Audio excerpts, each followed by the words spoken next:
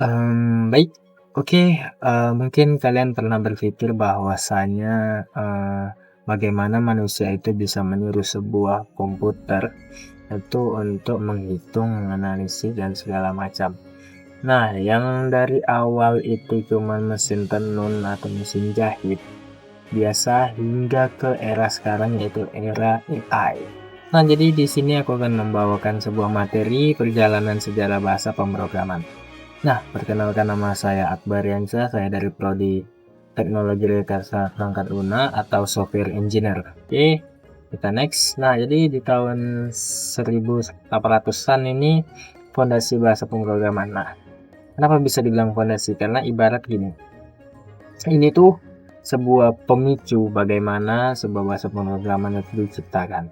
Jadi yang awalnya cuma mesin biasa kayak mesin tenun ini. Nah, jadi di sini ada mesin tenun nih. Mesin tenun, nampak suaranya kan? Oh, nampak. Nah, mesin tenun ini, nah diciptakan oleh Joseph Mary. Nah, jadi mesin tenun ini itu ada sebuah kayak template kartu gitu. Nah, jadi misalnya kayak sebuah desain kainnya itu bakal mengikuti sebuah apa. Jadi nanti kartunya itu ada bolong-bolong gitu.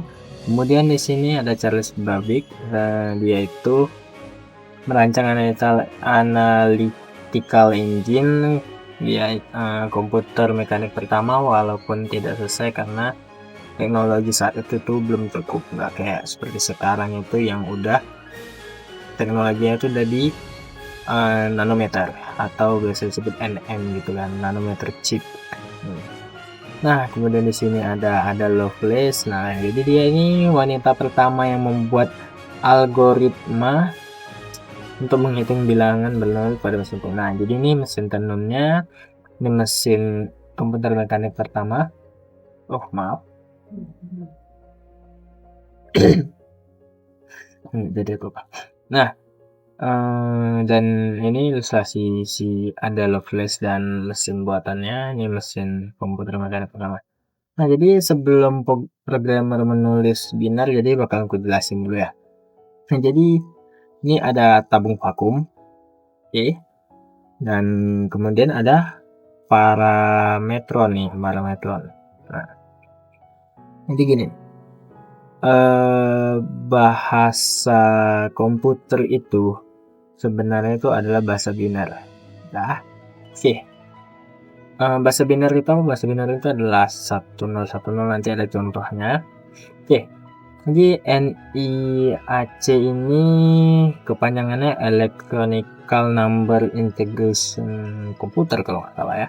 Nah, kata elektronik pertama untuk menghitung 0 itu mati atau 1 itu nyala. Nah, ibarat kalau misalnya nanti mungkin membahas tipe data ya. Nah, ini tipe data itu ada boolean namanya.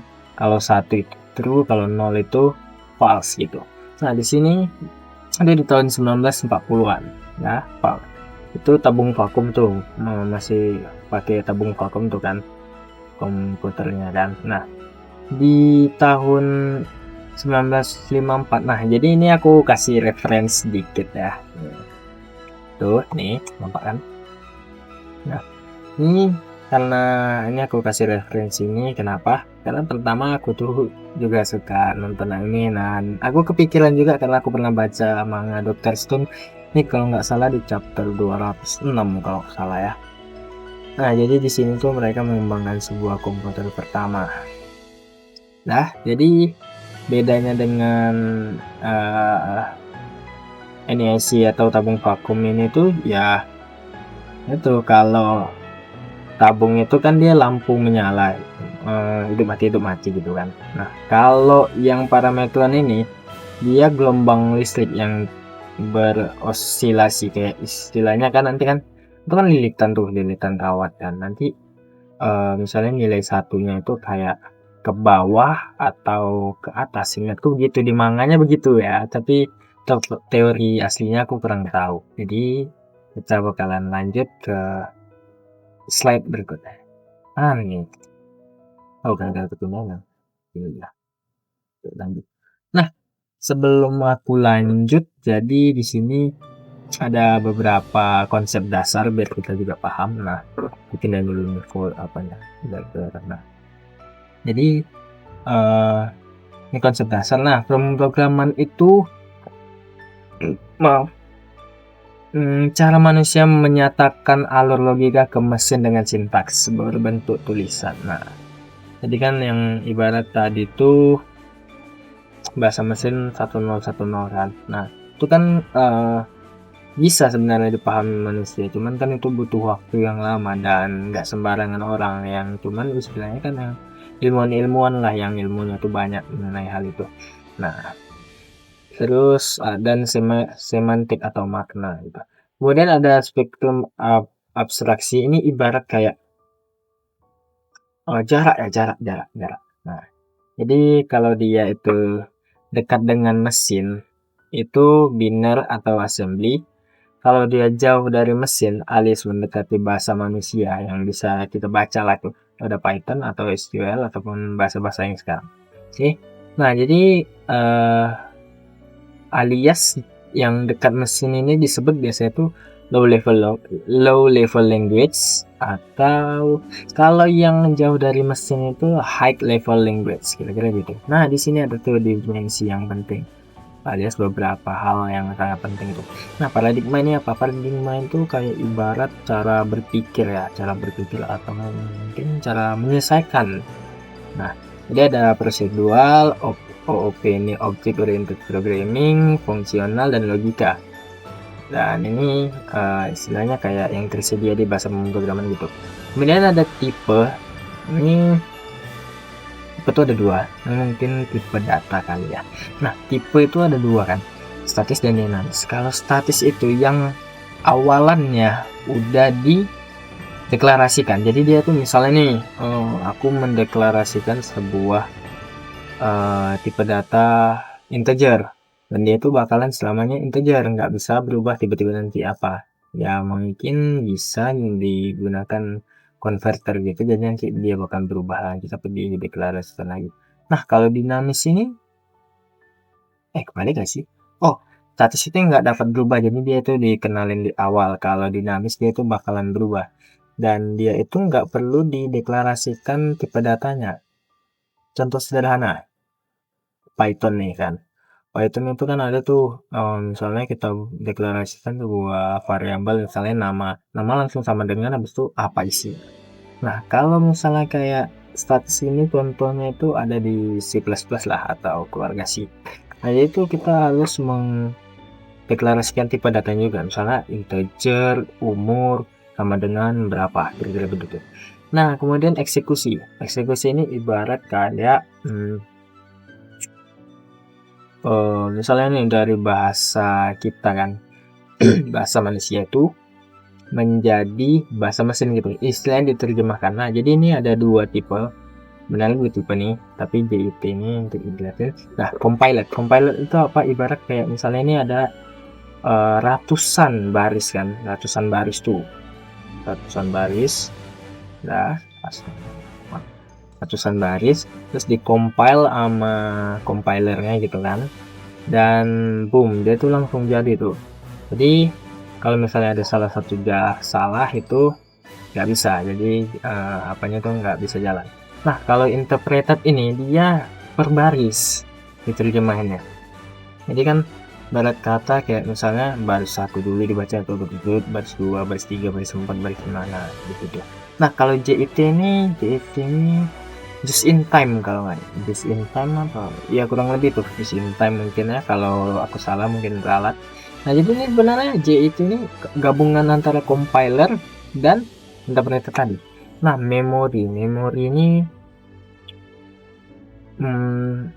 aku tahunya sih cuman beberapa ya, kayak misalnya manual ini dimana si programmer ini yang bakal mengatur keterbatasan penggunaan memori gitu. Misalnya kayak bahasa C, ya bahasa C, terus GC ini aku lupa kepanjangannya, tapi yang pasti dia bakalan ngebuang sebuah memori yang tidak terpakai gitu. Maksudnya kayak ibarat sebuah program nanti nih kan, tapi udah nggak dipakai lagi, udah itu buang kan gitu, jadi nggak ngeganggu apanya gitu memori kita. Air sini aku kurang tahu, dan ownership juga aku kurang tahu, kira-kira begitu. Dan kita bakal lanjut ke slide berikutnya. Nah, ini gambaran besar dari yang awal tadi, binary, assembly, high level, web mobile, web atau mobile, terus cloud, dan AI. Nah, terus kita next ya, ini gambaran besar istilahnya kayak roadmap-nya lah ya. Dari awal itu binary, bla bla bla bla bla bla, hingga AI. Nah, ini era yang paling awal nih kita jelasin. Nah, era yang paling awal itu ya di tahun 1940-an sampai 1950-an tuh. Nah, mesin code atau binary itu ya, yang tadi 1 atau 0, dia itu cuma 2 itu aja. Nah, jadi sebenarnya bahasa mesin itu ya ini. Nah, kayak di sini nih. Ini kan ada nih 0, ada 0, kosong. Nah, bahasa binary gimana? Ya ini 0000. Oke, kalau misalnya 7. Nah, 7 itu gimana ini? Ini kan 7 ini nanti yang nampil bukan 7. Binary gimana? Binary ya ini. Nggak nampak betul. Nah, 0 1 1 1. Nah, gitu. 8 juga begitu dan seterusnya. Oke. Penulis instruksi langsung dalam binary lah, jadi langsung. Nah, assembly ini instruksi pertama kali gitu, yang istilahnya kayak yang lumayan bisa dipahami manusia. Jadi ada move AX2, add AX3, mungkin kayak sebagai penambahan gitu ya kan, bukan deklarasi harusnya. Kalau salah maaf. Dan ini cikal bakal compiler. Nah, jadi kan ini kan nggak ditemuin ini assembly ini. Nah, jadi mungkin bakal berkembang bagaimana caranya, dan inilah ide gagasannya itu di assembly ini. Jadi ini bakal menjadi ide pengembangan di berikutnya. Oke, bahasa tingkat tinggi pertama. Nah, itu ada Fortran. Nah, Fortran di 1957, sains dan numerik biasa digunakan. Nah, jadi ini sintaknya gini, program hello, enter print apa nih, bintang, koma, hello world, print sekian. Nah, ini yang pertama, nih. Nah, ada Lisp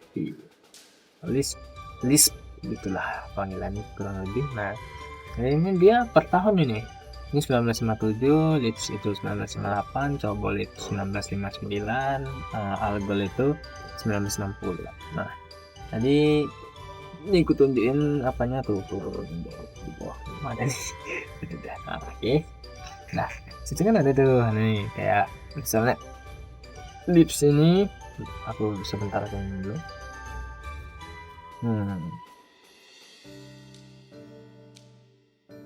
Oke. Nah, jadi di sini ada syntax di font square x bla bla bla print square ini. Mungkin dikali. Nah, jadi nanti hasilnya ditampilkan 5 kali kemungkinan. Ini ada business enterprise, program ID hello, display hello world, stop lah. Oke. Ini ada algoritma juga, begin, mulai, integer i, for i lebih apa nih, pokoknya nih dia bakalan ngulangi sebanyak 5 kali gitu. Nah, oke, kita lanjut ke berikutnya. Nah, ini udah mulai masuk nih, udah mulai terstruktur. Apa kameranya mana ini, sini tadi ya, pada ini udah mulai terstruktur, terus ada sistem logika dan data. Itu ada Pascal tuh, dia biasanya digunakan pendidikan dan strukturnya programnya kayak program hello. Oke, di mana terus apa ini sintaks dasarnya ya, bukan sintaks lengkapnya gitu. Dan kemudian ada prolog 2 tahun kemudian. Oke, misalnya di sini paradigma logika ayah Budi Andi. Nah, ini outputnya kurang lebih aku nggak tahu, ini cuman contoh dasarnya aja. Kemudian ini ada SQL konsep 1970-an, praktik akhir 70-an. Jadi ibarat kata kayak mungkin masih beta, masih tahap pengembangan gitu. Di konsepnya itu 1970, praktik aja 70-an ke atas tuh kan, masih berkembang hingga standarnya itu pada 1986 ya, atau 1989. Nah, jadi ini SQL ini panjangannya struktur query language. Kalau ini bahasa buat database. Kemudian di sini ada bahasa C. Oh, bahasa C nih. Pusing dah kalau bahasa C. Ngatur paham. Nah, jadi ini bahasa sistem ya, kurang lebih kalau Windows kalau tidak salah ini menggunakan bahasa C. Dan sintaksnya begini, include apa, terus buat penelitian print apa, return 0. Oke. Terus semula dia di akhir 90-an tapi dia dipakai di 70-an, udah mulai berpengaruh gitu. Jadi ini kesan bla bla bla bla. Oke. Nah, 1980 itu udah mulai nih object oriented programming mengudara, industri butuh rekayasa perangkat lunak. Jadi industri itu udah mulai berkembang, jadi banyak yang butuh apa kan. Dan ini masih kayak ibarat kayak komputer gitu sih kalau zaman smartphone kan. HP telolet itu HP yang ada tombolnya tuh tahun kapan? 90-an mungkin. Nah, itu ada Smalltalk ini. Smalltalk dia OVP murni, transcript so hello world, terus ada C++. Dia ini penambahan OVP tapi dia performa C. Istilahnya orang ini masih satu keluarga sih. C, C++, C Sharp itu masih satu keluarga. Include apa, bla bla bla segala macam. Oke. Ya, ini ada apa? Ada. Ya, ini ada kan. 1983 sistem kritis dan tim besar. Nah, itu untuk penggunaannya ini ada nih, dia terinspirasi dari nama cewek algoritma pertama tadi. Nah, itu. Kemudian ada Perl, ini artinya apa nih? Bicara kali. Iya, kurang lebih mungkin. Dan ini 1987 ya. 1987 itu script text dulu language. Nah, kurang lebih gitu. Ini deskripsi singkatnya aja. Kita next. Nah, 1990 nih. 1990 web itu meledak, bahasa jadi praktis dan produktif. Nah, jadi bahasa yang masih dipakai hingga sekarang tuh Python nih. Python sederhana, bersih, dan ya tanpa titik koma. Kemudian ada Visual Basic. Visual Basic ini ya itu penggunaannya kayak istilahnya desktop app sih, kayak WinForm kayak gitu. Dan ini ada Java itu virtual machine, GC, probabilitas. GC ini ya ibarat tadi udah otomatis gitu penggunaan kamera. Terus ada JavaScript. Oh, ini dia dibuat 10 hari. aku inget meme ya, sumpah. Nah, jadi ini dia siapa yang buatnya? Aku lupa. Nah, intinya seingatku dia ini dibuat dalam 10 hari dan ada beberapa logic yang lucu sih. Atau mungkin ada fitur-fitur kayak sama dengan 2 kali, sama dengan 3 kali. Nanti ada kayak ibarat kayak perbandingan tapi nanti hasilnya berbeda gitu loh. Ini nggak ada pula contohnya aku buat. Kemudian ada PHP. Oh, ini Lamborghini nih. Lambo lu warna apa, bos? Dah. Ini PHP itu tahun 1995. Web dinamis cepat.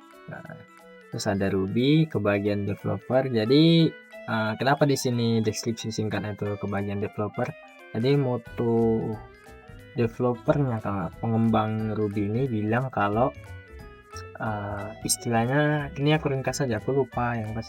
Istilahnya kita itu ngoding itu harus bahagia dari mana, cok? Bayangin aja, udah error dikit buka dokumentasi segala macam, nanti awak tanya ChatGPT, dia yang makin bingung, apalagi awak gitu. Kita lanjut. Nah, ini tahun 2000 sebentar. Ini aja. Nah, ini tahun 2000 nih, framework ekosistem paket platform.net. C#.net. Nah, ini 2001 2002 itu ada virtual machine library terpadu ala Microsoft. Nah, jadi buat API juga bisa pakai .net. Betul, karena aku pernah coba juga sih. Dan kemudian ada framework web. Nah, ini berkembang nih framework. Apalagi tadi yang dibuat dalam 10 hari tadi. Siapa tuh? JavaScript ya, JavaScript ini. Itu frameworknya cok rame kali dah. Nah, di Django, Rails, Spring, Laravel, Nah ini terus evolusi JS ekosistem. Nah makin berkembang nih JS, pokoknya rame lah framework JS tuh. Nah fungsional di industri ini lupa aku ganti pula. Oke, ini nggak ada nih, ini kelasannya. Nah, terus bahasa script tanam itu ada Lua. Lua ini biasanya dipakai kayak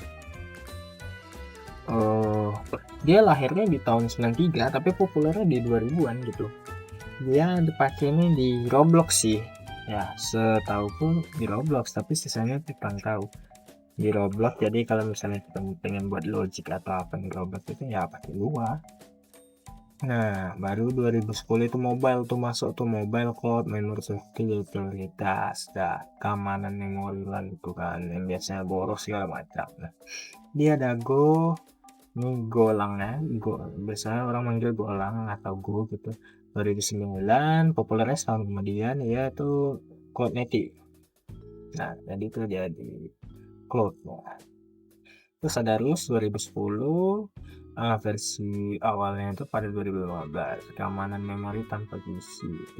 Terus ada TypeScript, dia skala JavaScript dengan type. Terus ada Kotlin juga, Kotlin itu 2011 resmi di Android. Resmi Android itu 2017. Bagian di GPM Android. Lebih ringan Kotlin sih daripada Java. Ya, ada Swift juga, Swift ini di iOS. Terus ada Julia, Numerik, dan ini apa banget gitu. Sebentar aku minum atau agak pas. Nah, kemudian ada di 2020-an AI di mana-mana, wireless dan specialist domain. Nah, Python tetap jadi pusat AI dan machine learning sekarang. Kemudian ada Rust dan Go itu dia udah mulai menguat di infrastruktur, WebAssembly, Wasm, kenapa? Standar 2007 matang di 2020-an. Terus ada bahasa baru dan experience itu Mojo, itu baru tuh. Aku belum ada aku cari tahu tentang ini dan tren lintas bahasa non memori itu jadi normal. Swift, Kotlin, TS, Rust. Oke, kita next. Oke, jadi sebenarnya tidak ada bahasa pemrograman yang terbaik. Kenapa begitu? Karena semua bahasa pemrograman itu dibuat dengan fungsinya masing-masing. Ibarat kata ya, kalau dipilih buat aplikasi menggunakan Java atau Kotlin ya tergantung kitanya. Kita tuh mau menggunakan apa? Kalau misalnya itu kan bakal berkembang terus tuh bahasa kan pasti ada aja nanti pembaruan yang istilahnya bakal memudahkan programmer dan pengguna nantinya begitu. Kayak misalnya di sini nih berikutnya, nah inilah habitatnya. Gua aku taruh ini buat di tengah. Inilah habitatnya. Oke, kelihatan. Nah, mobile tuh ada Android, Kotlin, Android, Swift, iOS. Terus ada web front-end, JavaScript, TypeScript. Oke, terus ada web backend, Python, frameworknya Django atau Flash, PHP itu ada Laravel, Go, Node.js. Terus sistem embedded itu ada C atau Rust, terus data dan UI ada Python, RJulia. Terus untuk game development itu ya C++ itu engine besar kayak Unreal Engine atau Unreal Engine, C# itu Unity, game multi platform, kemudian ada dua scripting ringan, Roblox, beberapa engine gitu. Dan oke, gitu ya. Berikan tepuk tangan kepada saya. Dan oke, mungkin untuk saat ini mungkin segitu aja dulu dari saya dan saya juga udah menjelaskan kurang lebih lama juga, sekitar 24 menit juga nih, dan thanks for watching guys, dan semoga kalian paham tentang apa yang aku bilang dan terima kasih sudah menonton. See ya.